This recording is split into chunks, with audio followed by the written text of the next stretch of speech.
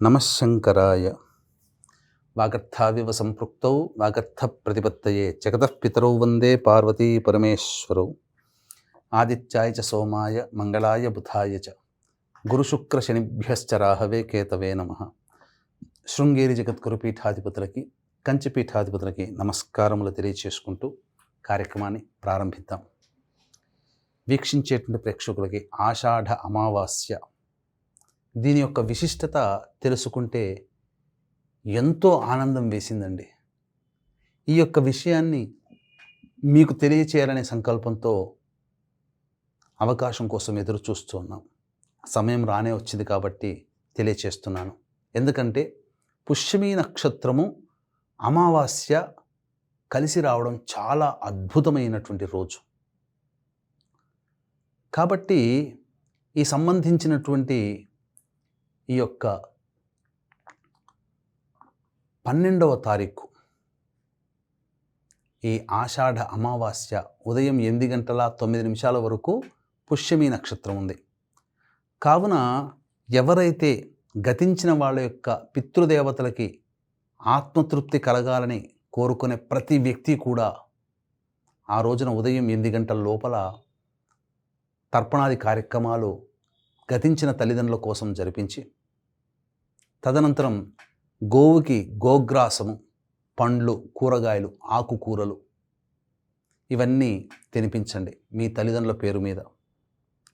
తదనంతరం మధ్యాహ్న సమయంలో ఎవరికైనా కానీ అనాథలకి, వృద్ధులకి భోజనాది కార్యక్రమాలు మీ తల్లిదండ్రుల పేరు మీద జరిపించండి. అన్నదానం చేయండి. తప్పకుండా మీ పితృదేవతల ఆశీర్వచనం మీకు కలిగి, మీరు ఏ సమస్యతో ప్రస్తుతం సతమతమవుతున్నారో, ఒక క్లారిటీ లేకుండా ఎదురు చూస్తున్నారో, ఆ సమస్యలు తీరిపోయి క్లారిటీ వస్తుంది. తద్వారా జీవితంలో పైకి ఎదగలుగుతారు. అంతేకాకుండా ప్రస్తుతం సమాజంలో కొత్తగా ఇల్లు కట్టుకొని ఆనందంగా జీవిస్తున్న ఈ యొక్క నరదృష్టి పడి ఆ ఇంట్లో సుఖశాంతులు కరువు అవుతాయి. వ్యాపారం మొదలుపెట్టిన తర్వాత బాగా అభివృద్ధి చెందుతుంది. 6 నెలల తర్వాత ఈర్ష్య, అసూయల వల్ల నరదృష్టి సోకి వ్యాపారం తగ్గుముఖం పడుతుంది. జనరల్గా మనకి కూడా చక్కగా అభివృద్ధిలోకి వస్తున్నామన్నా అందంగా తయారైన నరదృష్టి పడి అప్పటి నుంచి ఇబ్బందికర పరిస్థితులు. కాబట్టి సహజంగానే చిన్నపిల్లలకి నరదృష్టి సోకిన అన్నం మానేస్తారు, ఏది తినబుద్ధి కాదు, గుక్క పెట్టి ఏడుస్తుంటారు, నిద్ర పట్టదు, సన్నగా అయిపోతారు. అంటే నరదృష్టి ప్రభావము అనుభవిస్తే తప్ప తెలియనటువంటిది. పురుషులకి, మహిళలకి ఎలా ఉంటుందో మీకు తెలియచేస్తాను. అంటే పురుషులకి, మహిళలకైనా కడుపు ఉబ్బరంగా అనిపించడం, కొద్దిగా తినగానే కడుపు నిండినట్టు అనిపించడం, ముఖ్యంగా ఈ కంఠం ఉందే, ఈ కంఠం ఇక్కడ బాగా మంటగా ఉంటుందండి. కాబట్టి ఇట్టే గుర్తుపట్టేయచ్చు. గ్యాస్ ఎక్కువగా వస్తుంటుంది.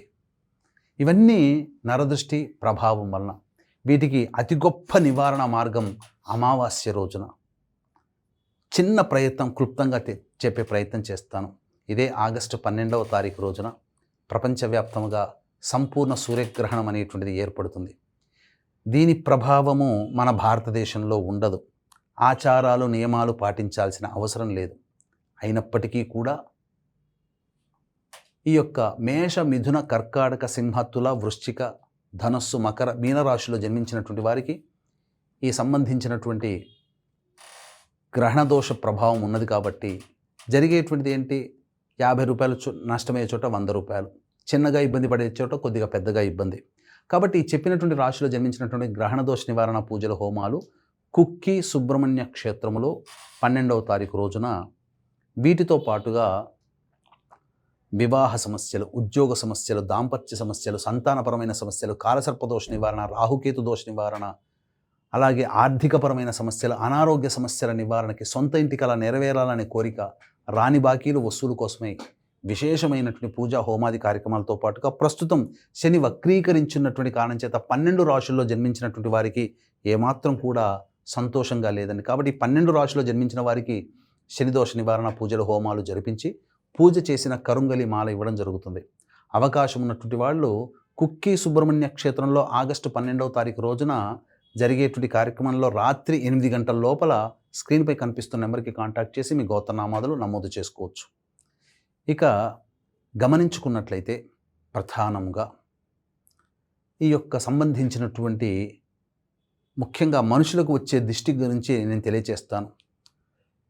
ఆ దిష్టి తీసే విధానము, చేతిలో గళ్ళ ఉప్పు తీసుకొని క్లాక్ వైజ్ డైరెక్షన్గా ఎవరైతే దిష్టితో బాధపడుతున్నారో వాళ్ళు ఈ యొక్క క్లాక్ వైజ్ డైరెక్షన్ లాగా 9 సార్లు, మళ్ళీ పైనుంచి కింది దాకా 3 సార్లు దిగదురుపు, మళ్ళీ యాంటీ క్లాక్ వైజ్ డైరెక్షన్గా 3 సార్లు 9 సార్లు, మళ్ళీ పైనుంచి కింది దాకా 9 సార్లు 3 సార్లు దిగదురుపు తుడిచి అది ఎవరు తొక్కని ప్రదేశంలో అది వేయాలి.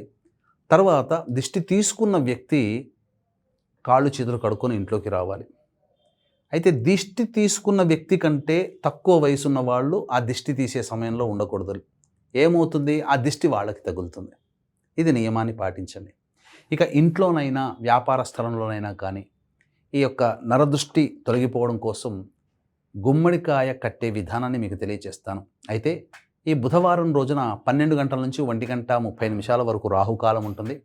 12:46 వరకు దుర్ముహూర్తం ఉంది కాబట్టి 12:50 నుంచి 1:30 లోపల బూడిద గుమ్మడికాయకి చక్కగా అలంకరణ, పెద్ద పెద్ద కళ్ళు, పెద్ద పండ్లు, పెద్ద ముక్కు, పెద్ద చెవులతో అలంకరణగా బొమ్మలాగా వచ్చేటట్టు చేసి ఒక ఎర్రటి గుడ్డలో ఈ గుమ్మడికాయతో పాటుగా జీడి గింజలు, అలాగే దిష్టి గవ్వలు మరియు పటిక బెల్లం, మిరపకాయలు, తెల్ల ఆవాలు, తోక మిరియాలు ఇవన్నీ వేసి అప్పుడు ఇంటికి కానీ వ్యాపార స్థలంలో కానీ కట్టండి.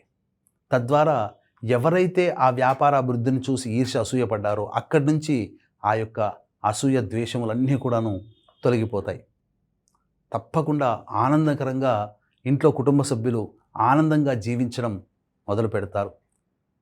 దీనికి తార్కాణం కట్టిన వారం 10 రోజుల్లోనే కుళ్ళిపోతుంది. కుళ్ళిపోయిందా? బాధపడకండి, సంతోషపడండి. మీకున్న ఇంటికున్న వ్యాపార స్థలానికి ఉన్న దిష్టి అంతా తొలగిపోయిందని సంతోషపడండి, ఆనందంగా ఉండండి. మళ్ళీ అవకాశం ఉంటే అమావాస్య రోజున లేదా కనీసం ఆదివారం సాయంకాలం 4:30 to 6 మధ్యలోనైనా ఇప్పుడు చెప్పిన విధానాన్ని కుళ్ళిపోతే మళ్ళీ మీరు పెట్టుకోండి. కానీ ఈ యొక్క సంబంధించినటువంటి అమావాస్య 12వ తారీఖు రోజున వచ్చేటువంటి దాన్ని ఎప్పుడు కూడా మిస్ చేసుకోకండి.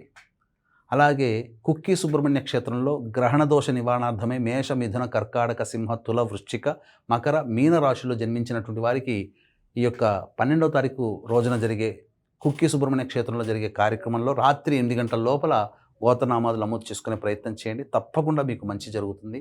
అలాగే మీ కుటుంబం సుఖశాంతులతో ఆనందంగా జీవించాలని మనస్ఫూర్తిగా కోరుకుంటున్నాను. సర్వం శ్రీ ఉమామహేశ్వర పరబ్రహ్మార్పణమస్తు.